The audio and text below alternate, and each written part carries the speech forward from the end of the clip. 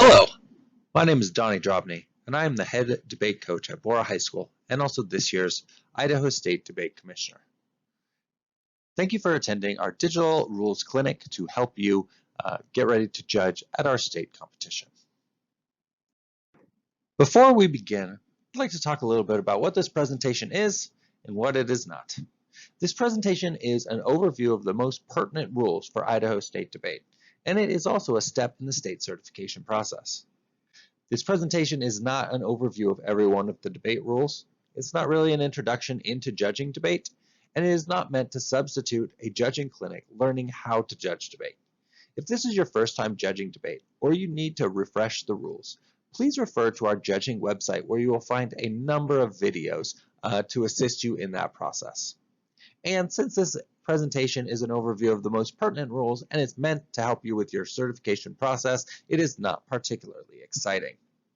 The first thing you're going to want to do is download or print or look at a copy of the Idaho State Debate Code.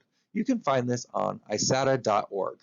This is different from the IDH SAA rules. You want to be looking for the debate code. Please remember all judges must follow the Idaho Debate Code at both districts and state.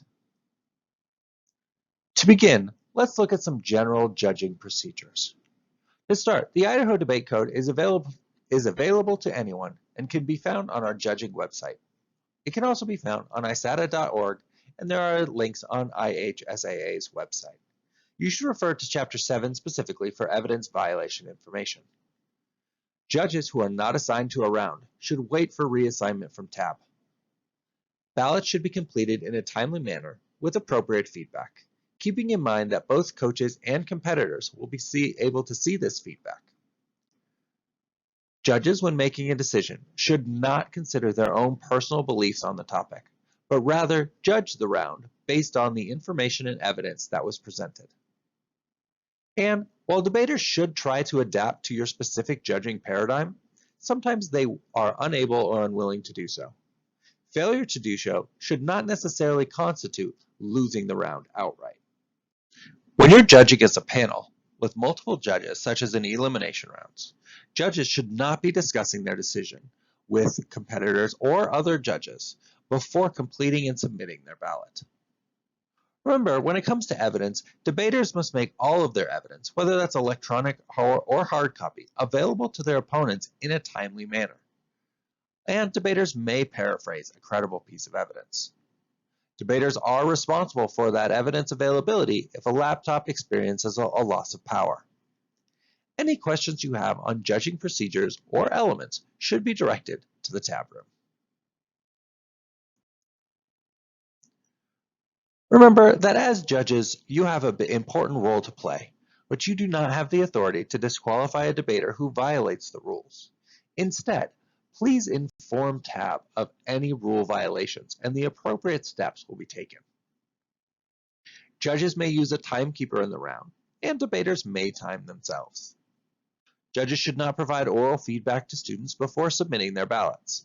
If you choose to provide oral feedback to students and debaters after the conclusion of the round, that's up to you, but you are under no obligation to do so. Judges should not interject in the round for any reason. And judges should not stop the round except for emergencies and for formal evidence violations. We'll discuss evidence violations at the end of this presentation, and you can always refer back to Chapter 7 of the Idaho Debate Code.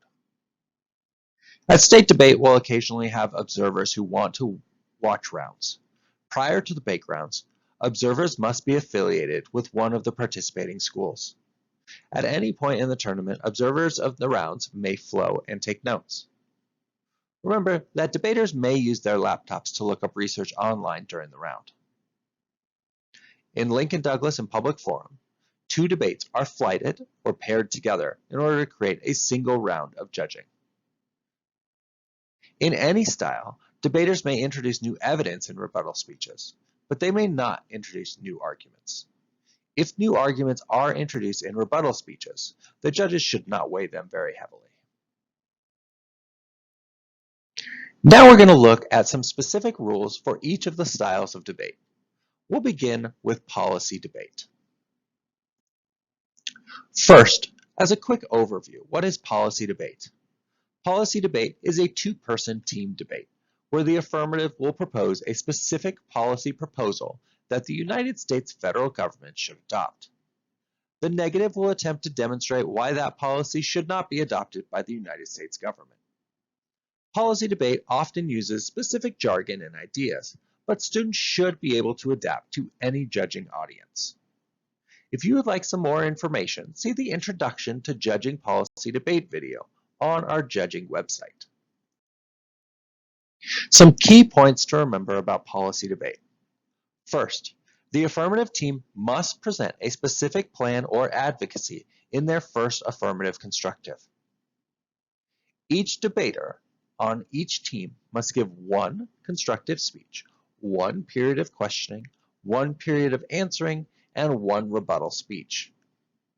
Debaters are permitted a brief, under 10-second, off-time, untimed roadmap before their speech. They should not be advancing any arguments during this untimed period. The negative team does not have to present a competing plan or a counterplan. There are many different negative strategies.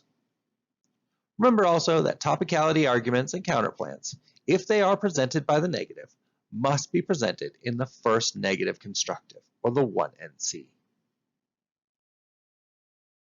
Next, we'll briefly look at public forum debate.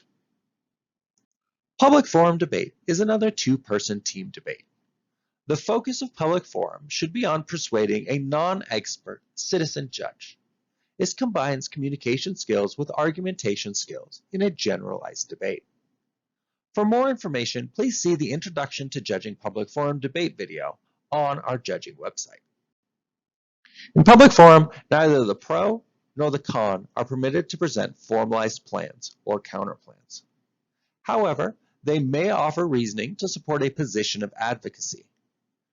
Debaters may offer generalized practical solutions, so long as they are not formalized as plans or counterplans.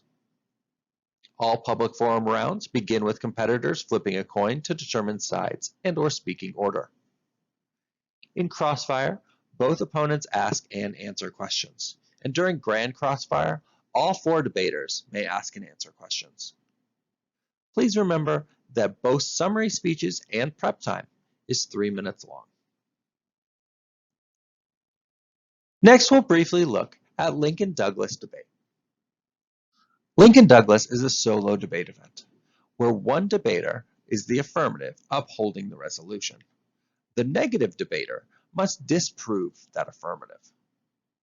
Lincoln-Douglas uses values and a value criteria as a framework for the debate. Debaters may have competing frameworks, or they may not. For more information, please see the Introduction to Lincoln-Douglas debate video on our judging website. Some key points to remember about Lincoln-Douglas debate is the affirmative must present a value judgment in relation to the resolution. This is often the value and the value criterion. Remember, the affirmative always speaks both first and last in Lincoln-Douglas. In Lincoln-Douglas, the use of formalized plans and counterplans is permitted, but debaters do not have to present a plan or counterplans. Lincoln-Douglas debate includes 4 minutes of prep time for each debater. That prep time can be used before any of their speeches. The negative debater may offer a counter value and/or negate the affirmative position.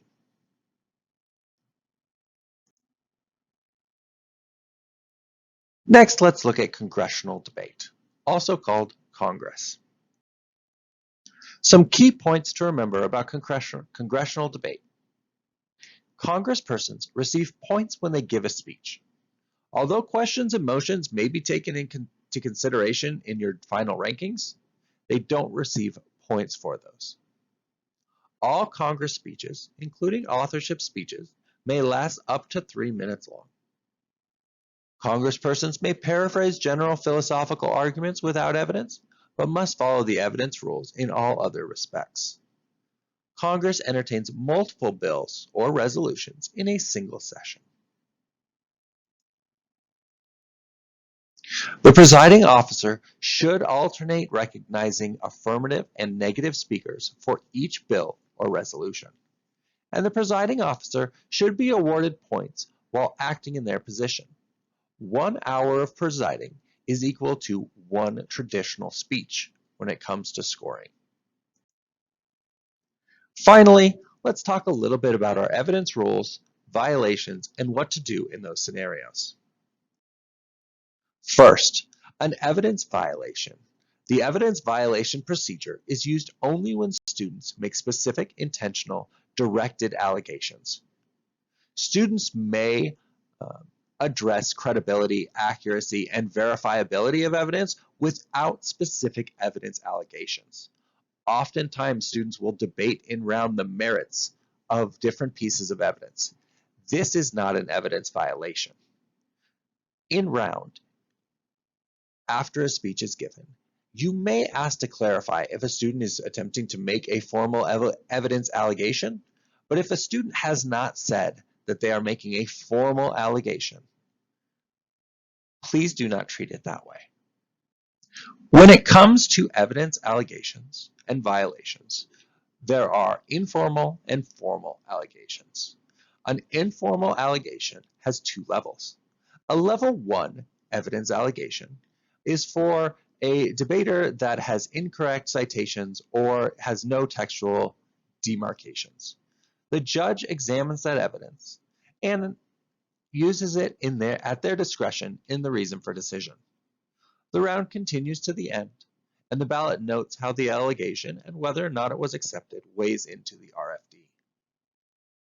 At level 2, the debater makes an informal allegation for inserting ellipses or failing to identify a straw argument. In the case of a level 2 informal evidence allegation, the round pauses while the judge examines the evidence. It ends immediately if a violation has occurred, but continues to the end if no violation has occurred.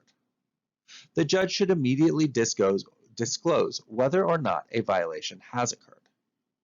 In the case that a violation has ended the round due to its occurrence, the violator ends with a loss and 0 points. If there is no violation, there is no penalty to either team. The ballot should note the decision of the alleged violation, and the decision should only weigh into the RFD if a violation did indeed occur.